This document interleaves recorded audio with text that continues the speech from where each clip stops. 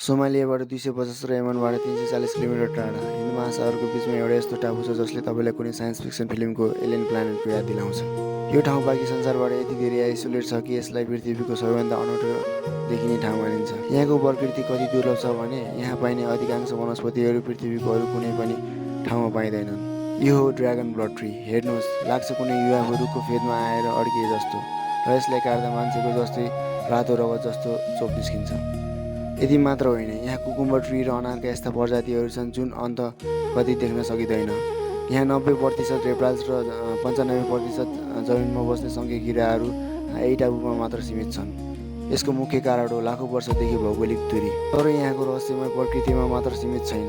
यहाँ करिब 40,000 बौडिन समुदायका मानिसहरू बस्छन्।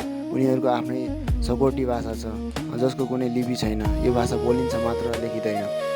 आधिकारिक रूपमा यमनको हिस्सा भए पनि यो टापु आफै छुट्टै संसार हो। के तपाईँ यो रहस्यमय ठाउँमा घुम्न जान चाहनुहुन्छ?